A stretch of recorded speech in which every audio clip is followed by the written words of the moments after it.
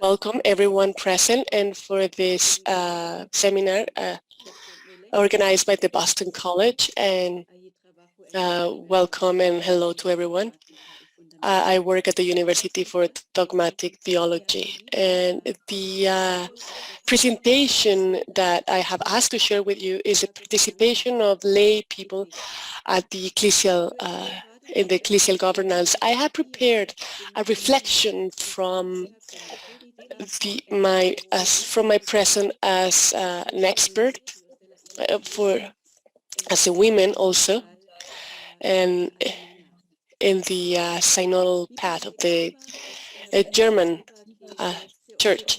And my perspective is a perspective that is oriented towards the deacon church, a perspective that I have retaken from the Second Vatican Council, and also that Pope Francis shared in Evangelii Gaudium. All of his texts, Fratelli Tutti, and his perspective is to always go back to that conversion process that is oriented towards the message of Christ, mainly to be next to those who are in need. My presentation it's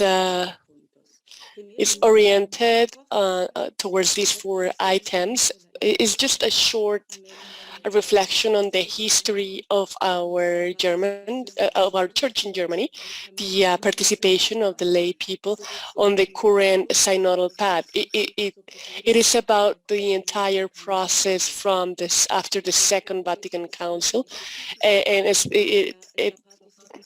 and I would like to focus on the participation of women within the church.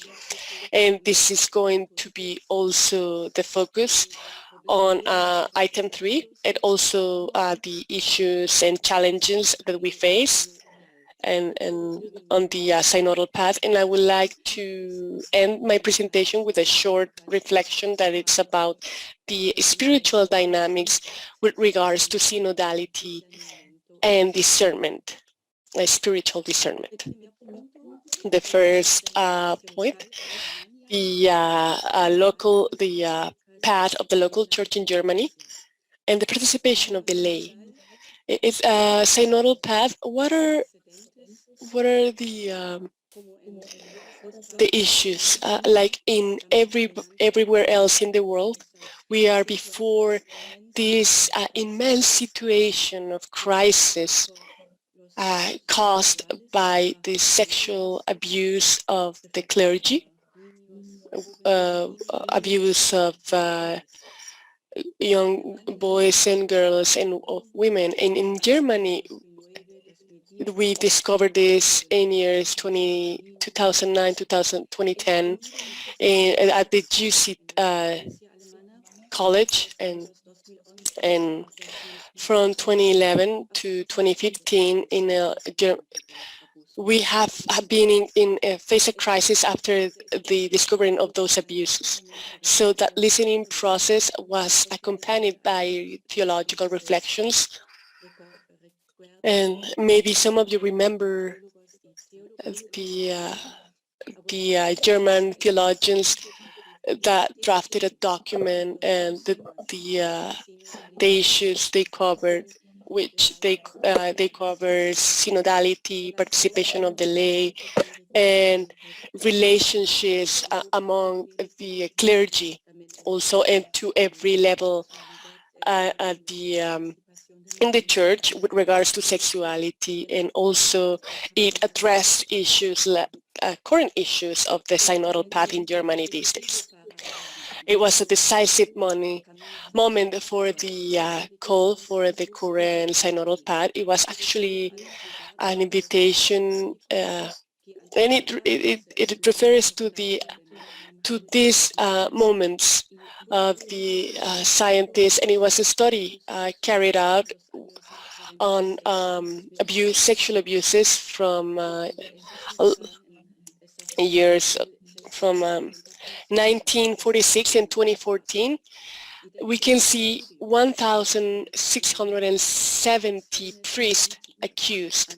So And there have been many analytical reflections, and we've seen this sexual abuse is more than power, abuse of power within the church because of the clergy system, and also because of the lack, as mainly the lack of a larger amount of women in the church. That document was well received in Germany in secular environments, but we have also worked with that document in different areas, environments, even in parishes and lay congregations. And at the diocese, we are working very hard towards this, but the consequences of this are immense.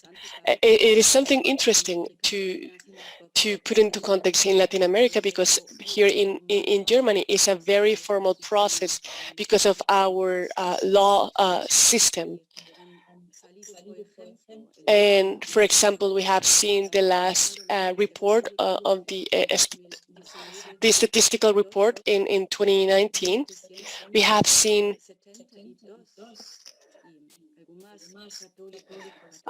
approximately 272,000 Catholics. And with our Catholic Institute and Bishop has said that this amount of Catholics leave the church because when they do that, they need to report it to the state. So the majority of these people are between ages between 20 and 60.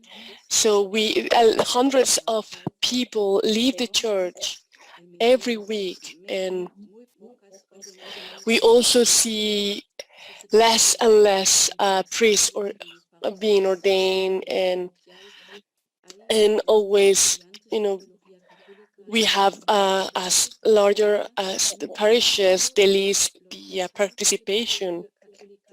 And these Catholic institutes, and we now see on the faculties that many young people are not interested in being theology professors or being part of the clergy or pastoral agents. And with that, that's how we started officially the synodal path in 2019, and it is a shared process between the Bishop Conference and the Central Committee for Catholics, the representation for the laity that was founded or established in 2019 after this large amount of lay people started being active.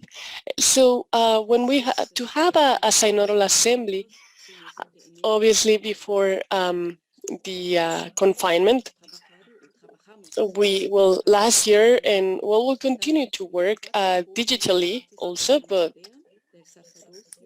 we have been working in 4 different forums, and then in shared leadership between bishops and laity, and also talking about these forums are some of them are in sexual morality, and next October we will have a synodal assembly in Frankfurt.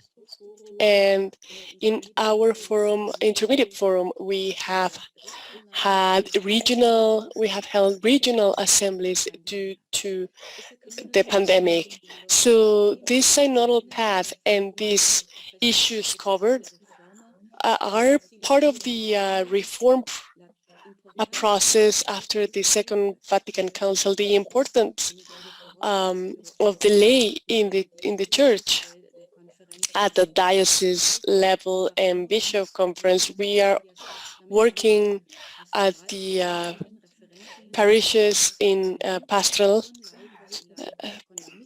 referent, as we say in pastoral referent, as we say in German. And we have had, after the Second Vatican Council, different synods in the different dioceses, as the Synod of Wurzburg, 10 years after the Second Vatican Council, and here with the greatest theologians like Kaliman or Batsmets. We have had very strong debates in regards of, and there have been many publications on the democratization in the church. So this was the main topic of that, and in that conference, and those of you present in Caracas and Boston College.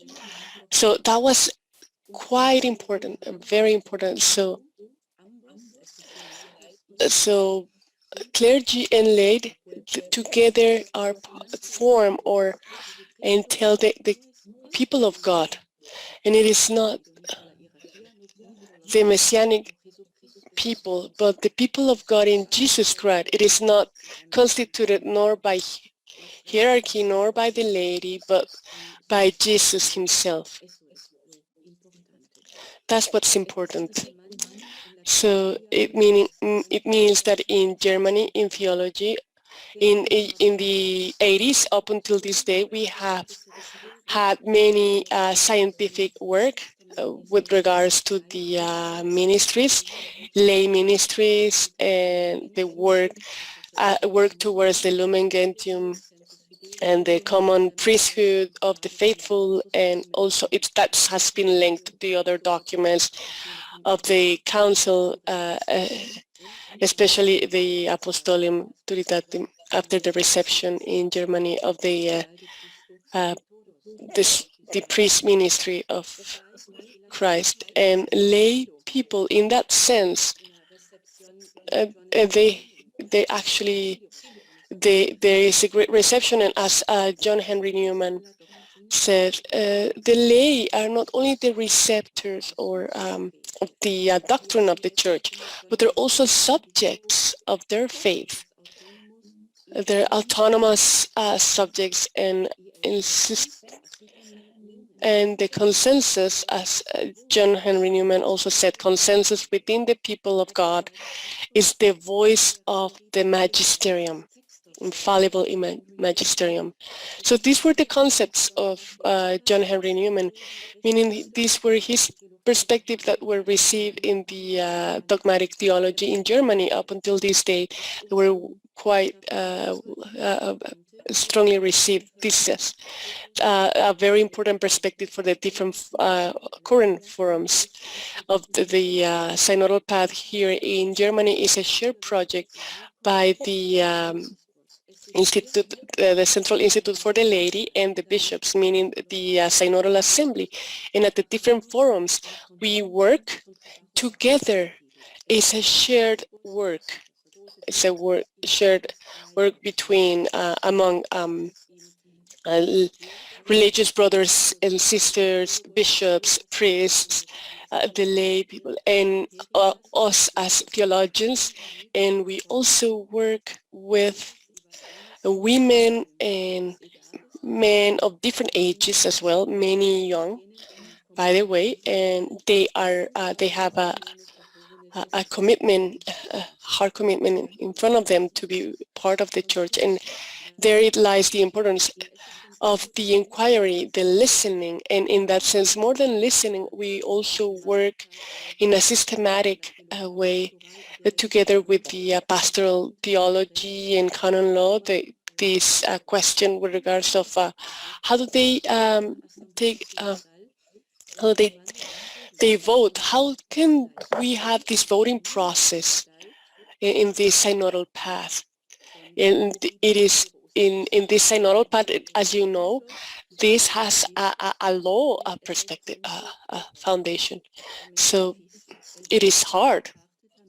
It is the vote of the laity.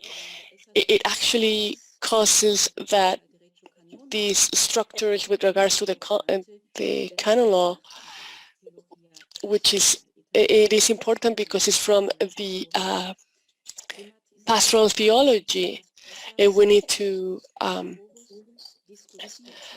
talk about this, and we need to work with a good base, a solid base about these theories that on these theories that can promote clericalism. And we have in Germany important publications on this. So to close with this, I would like to close this with the question that Karl Rahner asked.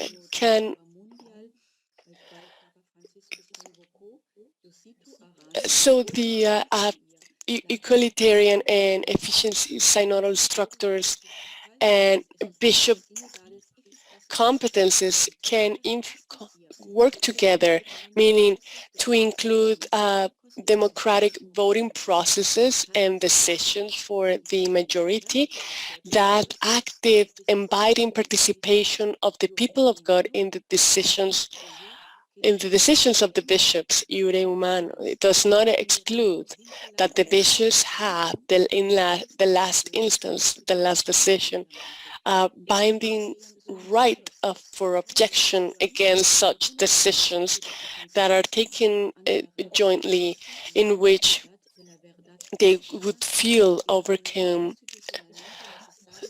superseded if such decision, according to the verdict of their conscience, would avoid the purity and integrity of the Christian truth, and also institutionally needed the unity of the Church and the connection with the particular Church of the Pope and with the Pope. So are these votes that are taken in the synodal part, aren't these votes that maybe can arise some difficulties for the implementation? So how I would like to talk about this issue of the presence of women in this area at the Second Vatican Council. Right now it is not possible. We don't have the time to do that, but I would like to give you a quote of the Cardinal Leo Joseph Suenens after the Third World Congress for the Laity. He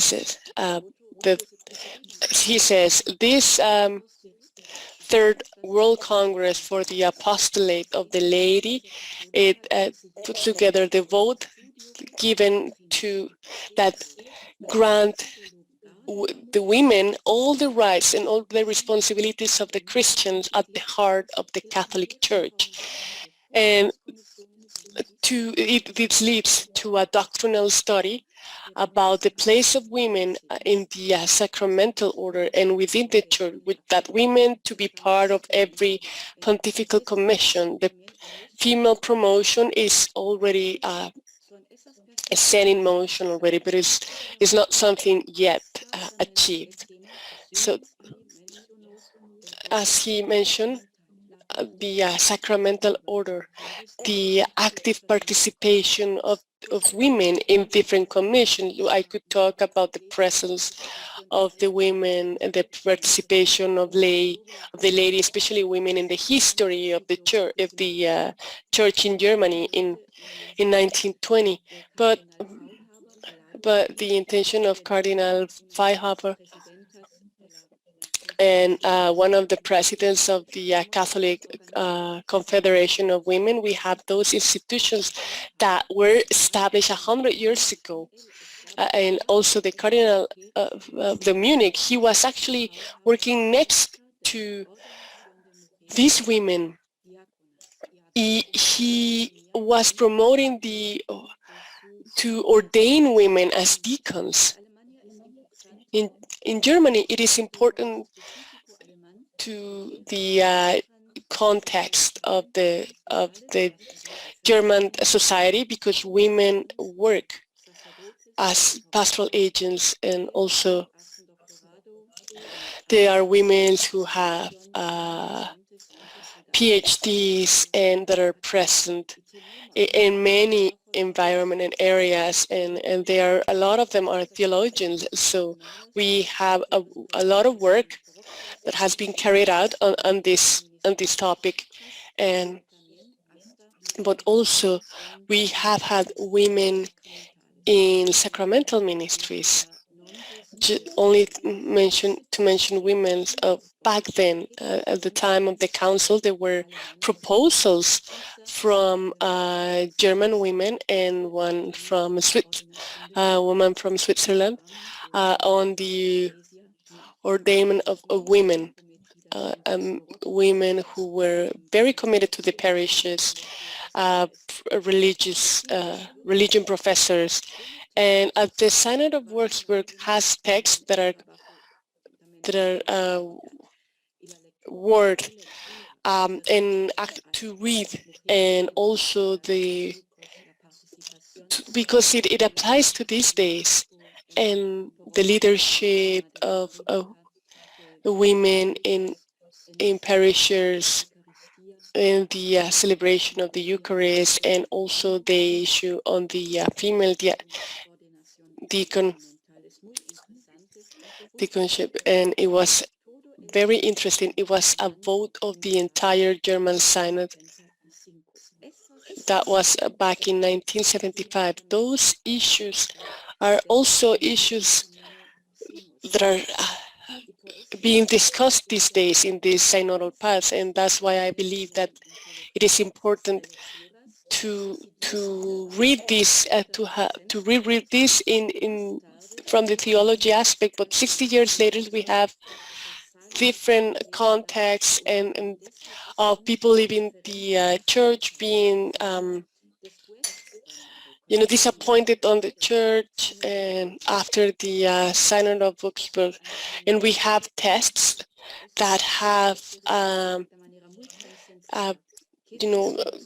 work on this issue. So just to focus, what are the topics that we work on as for this synodal assembly for the end of September? We are going to talk about reference text with regards to the participation of women in services and ministries within the frame of the canon law, and maybe preaching of women, and that what has they have led that frame of the canon law, maybe having more presence of women as theologians and scientists in faculties and universities. We're going to talk about this at the next assembly, next February and March, issues with regards to women on sacramental ministries.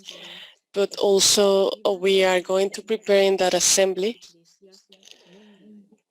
the perspective of the universal church. We present a basic test with theological foundations, and also at the end of every text to take into action, there's a voting process at the synodal assembly. All of the present they prepared, and there is a possibility for modifications, and a commission in the assembly. They prepare these changes or modifications. So what has been my participation? Well, what is the importance goes a step forward beyond that.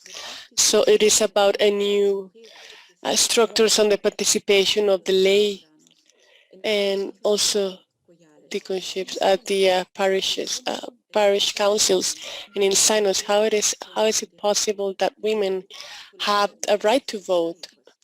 Not only women, but the lay, but also the participation and the presence of women in pastoral departments, meaning in ministries next to their bishop, at also important educational institutions, and at the parishes, those pastorals, women can administer the sacraments, maybe the marriage, for example, and also according to the canon law and in paragraph 517. I don't want to deepen on this, but we are also talking next to hand in hand with our bishops and with our priests, and we have a plurality of voices which are quite interesting. But it is, for me, it has been a very important experience of synodality, that exchange with regards to this controversial topic of women in sacramental ministries. We work on these texts, eh, and what is important for me as a theologian is that there we debate and we pre-submit uh, theologies, theological bases that have a strong principles, and then with the help of the Holy Spirit we try to make a decision, and this is what we see with regards to the female deaconship. So it has been the process that has been followed at the university to discuss the participation of women at any level in lay ministries. We cannot leave behind the issue of sacramentality.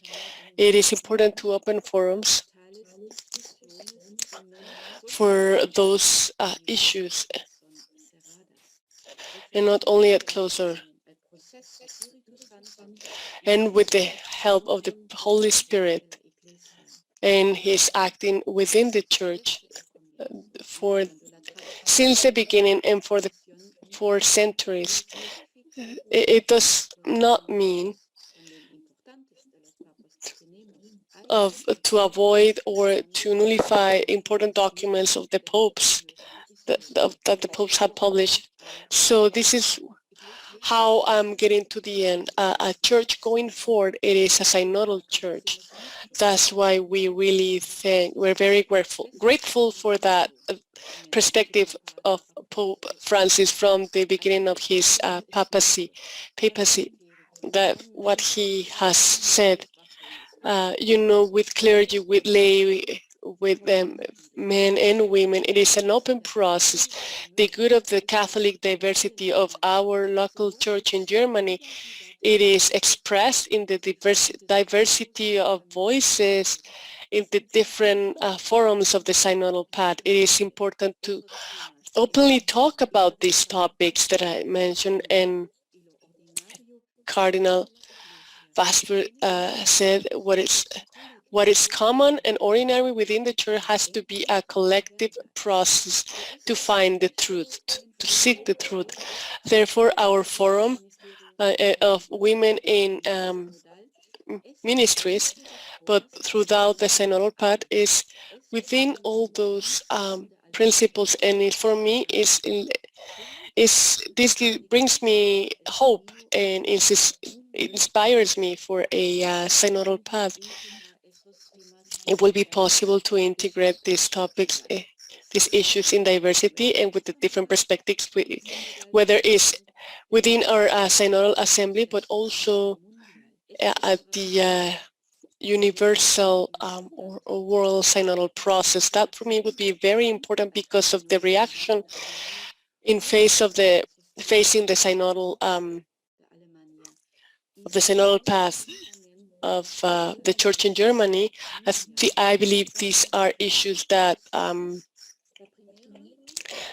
are involve everyone in the church. And another two quotes from Karl Lehmann: a church that wants to be at the service of the people of this time cannot close up to justify demands, not only with regards to subjective attitudes, behavior, or style, but also in regards to the to factors that are institutionally binding, mainly in many moments, because in many moments it can acquire an internal affinity.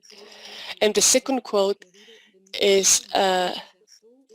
was published by Michel de Certeau, and he says, unceasingly, the church should always seek should discover in the world what they give testimony of, always seeking men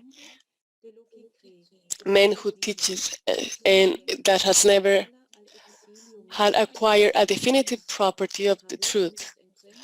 It's been taking these possessions on behalf of what they believe in, what they are experiencing. God does not cease to send it to exile beyond itself. And through the meetings and the links with those who go out in who go forth to later remember and renew what's been done in memory and as a signs of eternal alliance.